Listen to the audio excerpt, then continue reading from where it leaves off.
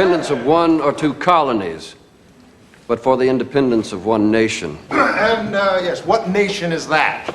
An American nation. There is no such nation, and to speak of one is treason. We are citizens of an American nation, and our rights are being threatened by a tyrant 3,000 miles away. Would you tell me, please, Mr. Howard, why should I trade one tyrant 3,000 miles away for 3,000 tyrants 1 mile away?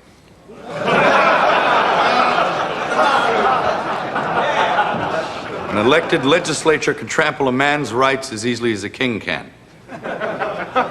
Captain Martin, I understood you to be a patriot.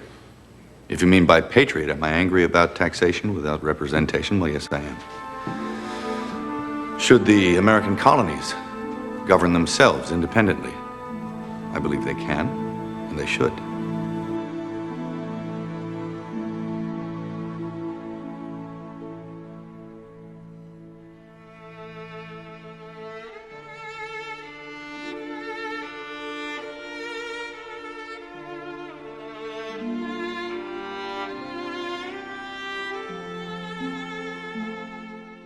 Congress, the White House, and the Pentagon have all been mighty busy this week. But what more do we know after a week of shifting messages concerning health, politics, and war? Today, the president signed a big new anti-terrorism bill that would expand the government's ability to track down terrorists, but at some cost. This is what the president had to say today. This is a two-front war. It's a two-front war.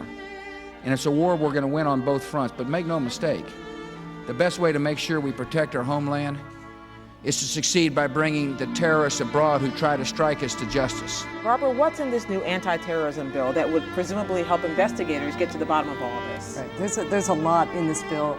Attorney General John Ashcroft absolutely loves it. He said, the hour this thing is signed, I'm going to instruct law enforcement how to use these new powers. I want to say that I know that this is a challenging time for all Americans. We're enduring a great national trial, and we will prove that we can meet the moment. I want to assure the American people that we're doing everything we can each day to confront and ultimately defeat this horrible, invisible enemy. We're at war. In a true sense, we're at war, and we're fighting an invisible enemy. Think of that. And I beheld another beast coming up out of the earth. And he had 2 horns like a lamb, and he spake as a dragon. And he exerciseth all the power of the first beast before him, and causeth the earth and them which dwell therein to worship the first beast, whose deadly wound was healed. And he doeth great wonders, so that he maketh fire come down from heaven on the earth in the sight of men, and deceiveth them that dwell on the earth by the means of those miracles which he had power to do in the sight of the beast, saying to them that dwell on the earth, that they should make an image to the beast, which had the wound by a sword, and did live.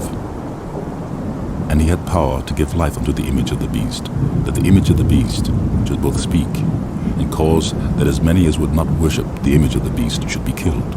And he causeth all, both small and great, rich and poor, free and bond, to receive a mark on their right hand, and on their foreheads. And that no man might buy or sell, save that he that hath the mark, or the name of the beast, or the number of his name. Here is wisdom. Let him that hath understanding count the number of the beast, for it is the number of a man, and his number is 666.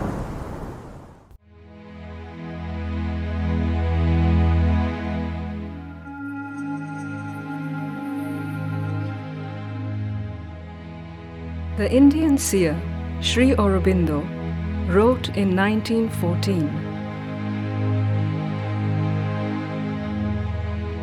"At present, mankind is undergoing an evolutionary crisis in which is concealed a choice of its destiny.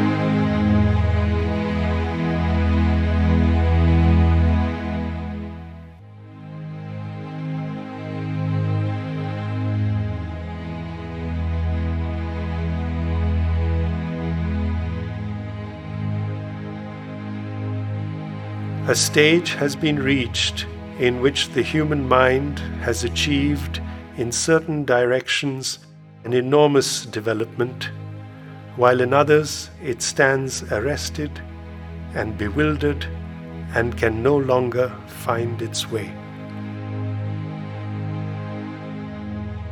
Look at man, the thinker, lost in his thoughts. This is humanity today, facing a tremendous crisis.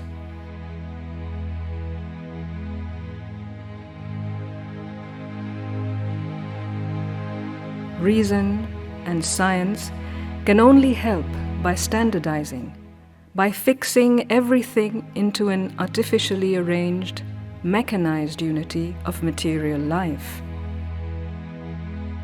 The problems created by the power of thought cannot be resolved by more thinking. It is in inner silence that a greater consciousness dawns. Our human knowledge is a candle burnt on a dim altar to a sun-vast truth.